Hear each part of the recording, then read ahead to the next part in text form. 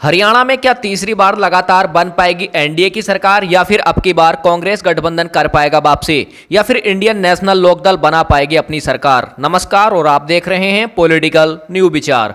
हरियाणा विधानसभा चुनाव opinion poll 2024 में आप सभी का हार्दिक स्वागत है। और जैसा कि आप सब जानते हैं हरियाणा में अक्टूबर महीने में विधानसभा चुनाव होने हैं, जिसके चलते हरियाणा विधानसभा चुनाव का सबसे सटीक ओपिनियन पोल आज हम लेकर आए हैं।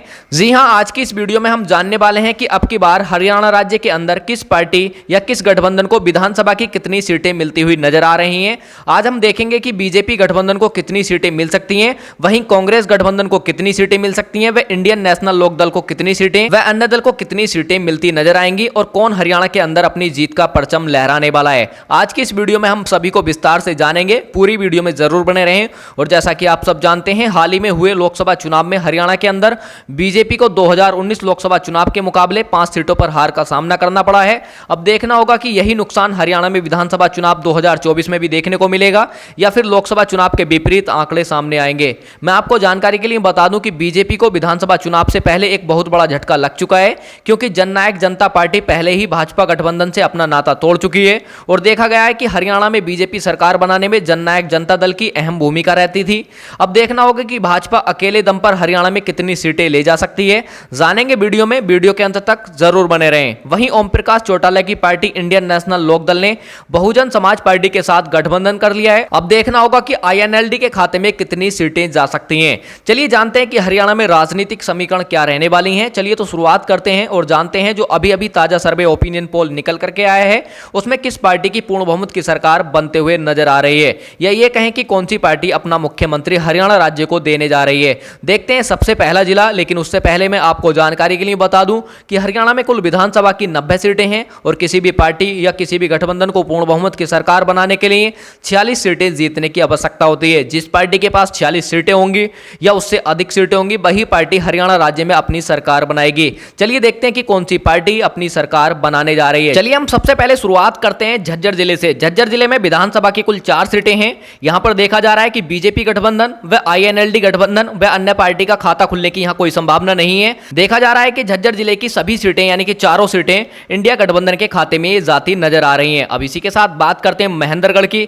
महेंद्रगढ़ में भी विधानसभा की कुल 4 सीटें हैं। यहां पर देखा जा रहा है कि बीजेपी के खाते में यहां 3 सीटें, वहीं इंडिया गठबंधन की बात करें अर्थात कांग्रेस की बात करें तो 1 सीट जाती नजर आ रही है। वहीं आईएनएलडी की बात करें व अन्य दल की बात करें तो यहां खाता खुलने की कोई संभावना नहीं है। अब इसी के साथ बात करते हैं रोहतक जिले की। रोहतक जिले में भी विधानसभा की कुल 4 सीटें हैं। यहां पर देखा जा रहा है कि रोहतक जिले की सभी सीटें इंडियन नेशनल कांग्रेस अर्थात इंडिया गठबंधन के खाते में जाती नजर आ रही है। यहां पर बीजेपी का सोपड़ा साफ होता नजर आ रहा है, वहीं आईएनएलडी व अन्य दल का भी यहां सोपड़ा साफ होता नजर आ रहा है। कह सकते हैं कि बीजेपी को 0 सीट व आईएनएलडी को भी यहां 0 सीट जाती नजर आ रही है। अन्य दल का भी यहां खाता खुलने की कोई संभावना नहीं है। चलिए अब इसी के साथ बात करते हैं सिरसा जिले की। सिरसा जिले में विधानसभा की कुल 5 सीटें हैं। यहां पर देखा जा रहा है कि बीजेपी गठबंधन का यहां खाता खुलने की कोई संभावना नहीं है। सिरसा जिले में बीजेपी का सोपड़ा साफ होता नजर आ रहा है। वहीं आईएनसी यानी कि इंडियन नेशनल कांग्रेस का जो गठबंधन है इंडिया गठबंधन के खाते में यहां 2 सीटें जाती नजर आ रही हैं। वहीं आईएनएलडी की बात करें तो 2 सीटें जाती नजर आ रही हैं। वह अन्य दल की बात करें तो 1 सीट जाती नजर आ रही है। जो ओम प्रकाश चौटाला की पार्टी है उसके खाते में यहां 2 सीटें जाती नजर आ रही हैं। तो मुकाबला यहां टक्कर का देखने को मिल सकता है। अब इसी के साथ बात करते हैं हम रेवाड़ी जिले की। रेवाड़ी जिले में विधानसभा की कुल 3 सीटें हैं। यहां पर देखने को मिल रहा है कि बीजेपी के खाते में 2 सीटें, वहीं कांग्रेस की बात करें तो 1 सीट जाती नजर आ रही है। वह आईएनएलडी की बात करें वह अन्य दल की बात करें तो यहां खाता खुलने की कोई संभावना नहीं है। कह सकते हैं कि 0 सीट जाती नजर आ रही है। अब इसी के साथ बात करते हैं हिसार की। हिसार जिले में विधानसभा की कुल 7 सीटें आती हैं, जिसमें से बीजेपी का यहां खाता खुलने की कोई संभावना नहीं है। इंडिया गठबंधन के खाते में यहां 6 सीटें जाती नजर आ रही हैं। वहीं आईएनएलडी की बात करें यानी कि ओम प्रकाश चौटाला की जो पार्टी है और बीएसपी का जो गठबंधन है उसके खाते में यहां 1 सीट जाती नजर आ रही है। वह अन्य दल की बात करें तो यहां खाता खुलने की कोई संभावना नहीं है। अब इसी के साथ बात करते हैं भिवानी जिले की। भिवानी जिले में विधानसभा की कुल 4 सीटें आती हैं। यहां पर देखा जा रहा है कि बीजेपी गठबंधन अर्थात एनडीए व इंडिया की बात करें तो मुकाबला टक्कर का देखने को मिल सकता है। कह सकते हैं कि भिवानी की 4 विधानसभा सीटों में से एनडीए के खाते में भी 2 सीटें, वहीं इंडिया की बात करें तो 2 सीटें जाती नजर आ रही हैं। अब इसी के साथ बात करते हैं हम चरखी दादर जिले की। चरखी दादर में विधानसभा की कुल 2 सीटें आती हैं। यहां भी मुकाबला टक्कर का देखने को मिल सकता है, यानी कि एनडीए व इंडिया के बीच मुकाबला टक्कर का देखने को मिल सकता है। कह सकते हैं कि एनडीए के खाते में भी 1 सीट, वहीं इंडिया की बात करें तो 1 सीट जाती नजर आ रही है। अभी इसी के साथ बात करते हैं हम नूह जिले की। नूह जिले में विधानसभा की कुल 3 सीटें हैं, जिसमें से देखा जा रहा है कि नूह जिले की 3 विधानसभा सीटों में से बीजेपी अर्थात एनडीए के खाते में 1 सीट, वहीं कांग्रेस की बात करें अर्थात इंडिया की बात करें तो 2 सीटें जाती नजर आ रही हैं। वहीं ओम प्रकाश चौटाला की जो पार्टी है आईएनएलडी व बीएसपी गठबंधन दोनों को मिलाकर के जो है उसके खाते में यहां 0 सीट जाती नजर आ रही है। अन्य दल की बात करें तो 0 सीट जाती नजर आ रही है। अब इसी के साथ बात करते हैं हम गुड़गांव की। गुड़गांव जिले में विधानसभा की कुल 4 सीटें हैं, जिसमें से आप देख सकते हैं कि बीजेपी अर्थात एनडीए के खाते में 3 सीटें, वहीं कांग्रेस की बात करें अर्थात इंडिया की बात करते हैं तो 1 सीट जाती नजर आ रही है। वहीं ओम प्रकाश चौटाला की पार्टी व मायावती की जो पार्टी है बीएसपी की दोनों मिलकर लड़ रहे हैं, उसके खाते में यहां 0 सीट जाती नजर आ रही है। अन्य दल का भी यहां खाता खुलने की कोई संभावना नहीं है।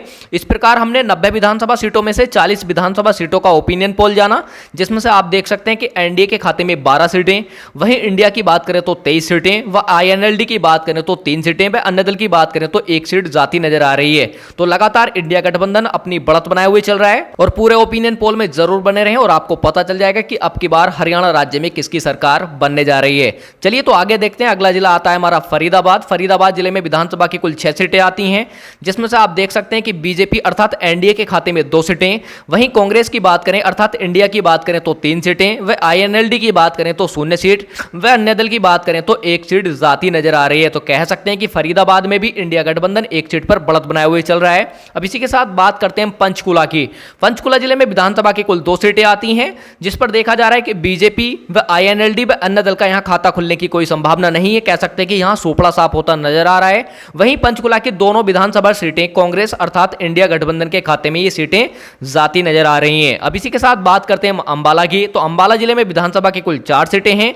यहां पर देखा जा रहा है कि बीजेपी गठबंधन अर्थात एनडीए के बीच व कांग्रेस गठबंधन अर्थात इंडिया के बीच मुकाबला टक्कर का देखने को मिल सकता है। कह सकते हैं कि अंबाला की 4 विधानसभा सीटों में से बीजेपी के खाते में भी 2 सीटें, वहीं कांग्रेस के खाते में भी 2 सीटें जाती नजर आ रही हैं। वहीं आईएनएलडी व अन्य दल का खाता खुलने की कोई संभावना नहीं है। अब इसी के साथ बात करते हैं हम यमुनानगर की। यमुनानगर में विधानसभा की कुल 4 सीटें आती हैं। यहां भी जो देखा जा रहा है एनडीए व इंडिया के बीच मुकाबला टक्कर का देखने को मिल सकता है। यह कहें कि यमुनानगर की 4 विधानसभा सीटों में से बीजेपी के खाते में भी 2 सीटें, वहीं कांग्रेस की बात करें तो 2 सीटें जाती नजर आ रही हैं। यहां पर आईएनएलडी यानी कि जो ओम प्रकाश चौटाला की पार्टी है और वह मायावती की जो पार्टी है बीएसपी, उसके खाते में यहां 0 सीट जाती नजर आ रही है। वहीं अन्य दल की बात करें तो 0 सीट जाती नजर आ रही है। कह सकते हैं कि आईएनएलडी का यहां सोपड़ा साफ होता नजर आ रहा है। अब इसी के साथ बात करते हैं हम कुरुक्षेत्र की।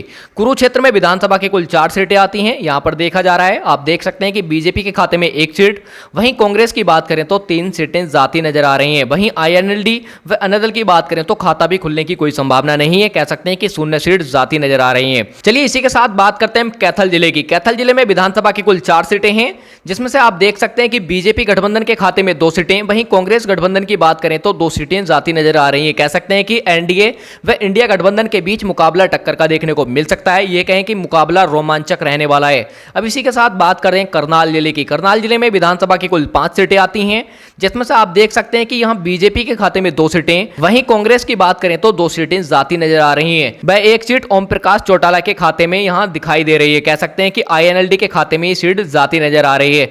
वहीं अन्य दल की बात करें तो 0 सीट जाती नजर आ रही है। अब इसी के साथ बात करते हैं पानीपत के। पानीपत जिले में विधानसभा की कुल 4 सीटें आती हैं। यहां पर भी देखने को जो मिल रहा है, आप देख सकते हैं कि बीजेपी गठबंधन अर्थात एनडीए व कांग्रेस गठबंधन अर्थात इंडिया के बीच यहां मुकाबला टक्कर का देखने को मिल सकता है। कह सकते हैं कि पानीपत की 4 विधानसभा सीटों में से बीजेपी गठबंधन के खाते में भी 2 सीटें, वहीं कांग्रेस गठबंधन के खाते में 2 सीटें जाती नजर आ रही हैं। आईएनएलडी व अन्य दल का यहां खाता खुलने की कोई संभावना नहीं है। अब इसी के साथ बात करते हैं सोनीपत की। सोनीपत जिले में विधानसभा की कुल 6 सीटें आती हैं, जिसमें से आप देख सकते हैं कि बीजेपी गठबंधन के खाते में 1 सीट, वहीं कांग्रेस गठबंधन की बात करें तो 4 सीटें, आईएनएलडी की बात करें तो 0 सीट, व अन्य दल की बात करें तो 1 सीट जाती नजर आ रही है। इस प्रकार हमने 79 विधानसभा सीटों का ओपिनियन पोल जाना, जिसमें से आप देख सकते हैं कि एनडीए के खाते में 26, वहीं इंडिया की बात करें तो 46, व आईएनएलडी की बात करें तो 4 सीटें, व अन्य दल की बात करें तो 3 सीटें जाती नजर आ रही हैं। तो लगातार इंडिया गठबंधन अपनी बढ़त बनाए चल रहा है और बने रहिए पूरे ओपिनियन पोल में और आपको पता चल जाएगा कि अब की बार कौन जीत का परचम लहराने वाला है। चलिए अगला जिला देखते हैं हम। अगला जिला है हमारा जींद। जींद जिले में विधानसभा की कुल 5 सीटें आती हैं, जिसमें से आप देख सकते हैं कि बीजेपी गठबंधन के खाते में यहां 5 सीटों में से 2 सीटें जाती नजर आ रही हैं। वहीं कांग्रेस की बात करें तो कांग्रेस के खाते में यहां 3 सीटें, व आईएनएलडी की बात करें तो 0 सीट, व अन्य दल की बात करें तो 0 सीट जाती नजर आ रही है। तो कह सकते हैं कि जींद जिले में भी 1 सीट पर इंडिया गठबंधन काफी ज्यादा मजबूत स्थिति में है। अब इसी के साथ बात करते हैं फतेहाबाद की। फतेहाबाद जिले में विधानसभा की कुल 3 सीटें आती हैं। यहां पर बीजेपी का खाता भी खुलने की कोई संभावना नहीं है। कह सकते हैं कि बीजेपी का सोपड़ा साफ होता नजर आ रहा है। वहीं आईएनएलडी की बात करें तो यहां सोपड़ा साफ होता नजर आ रहा है। अन्य दल का भी यहां खाता खुलने की कोई संभावना नहीं है। तो कह सकते हैं कि फतेहाबाद की 3 विधानसभा सीटें कांग्रेस अर्थात इंडिया गठबंधन के खाते में सीटें जाती नजर आ रही हैं। अब इसी के साथ बात करते हैं पलवल जिले की, और यह अंतिम जिला है जिसमें से आप देख सकते हैं कि पलवल जिले की 3 विधानसभा सीटों में से बीजेपी के खाते में 1 सीट, वहीं कांग्रेस की बात करें तो 2 सीटें जाती नजर आ रही हैं। आईएनएलडी व अन्य दल का यहां खाता खुलने की कोई संभावना नहीं है। पलवल जिले में भी 1 सीट पर इंडियन नेशनल कांग्रेस अर्थात इंडिया यहां काफी ज्यादा मजबूत स्थिति में है। इस प्रकार हमने हरियाणा की 90 विधानसभा सीटों का ओपिनियन पोल जाना, जिसमें से आप देख सकते हैं कि जो ओपिनियन पोल निकल करके आ रहा है बहुत ही सटीक तरीके से ये ओपिनियन पोल निकला है, जिसमें से आप देख सकते हैं कि एनडीए के खाते में 29 सीटें, वहीं इंडिया की बात करें तो 54 सीटें, वहीं ओम प्रकाश चौटाला की जो पार्टी है आईएनएलडी व मायावती की पार्टी बीएसपी दोनों को मिलाकर के यहां 4 सीटें मिलती हुई नजर आ रही हैं। वह अन्य दल की बात करें तो 3 सीटें जाती नजर आ रही हैं। और मैंने वीडियो के ही शुरू में ही आपको बताया था कि किसी भी पार्टी को हरियाणा राज्य में पूर्ण बहुमत की सरकार बनाने के लिए 46 सीटों के आंकड़े को पार करना होता है, जबकि इंडिया गठबंधन के खाते में यहां 54 सीटें जाती नजर आ रही हैं। तो इस ओपिनियन पोल के आधार पर अब की बार हम कह सकते हैं कि इंडिया गठबंधन हरियाणा राज्य में अपनी सरकार बनाने जा रहा है, कह सकते हैं कि अपना मुख्यमंत्री देने जा रहा है। और साथियों, आपको क्या लगता है कि हरियाणा राज्य में किसकी सरकार बनेगी और किसकी बनते देखना चाहते हैं और किसकी बनाना चाहते हैं, कमेंट करके जरूर बताएं, क्योंकि जनता की राय लोकतंत्र को मजबूत बनाने के लिए महत्वपूर्ण होती है, इसलिए अपनी कीमती राय अवश्य दें। वीडियो अच्छी लगी हो तो वीडियो को लाइक कर चैनल को सब्सक्राइब जरूर कर लें, क्योंकि हम देश विदेश की खबरों के साथ अलग अलग राज्यों के ओपिनियन पोल व एग्जिट पोल को दिखाते हैं। तो सबसे पहले देखने के लिए चैनल को सब्सक्राइब जरूर कर लें। मिलते हैं अगली वीडियो में, तब तक के लिए गुड बाय, टेक केयर।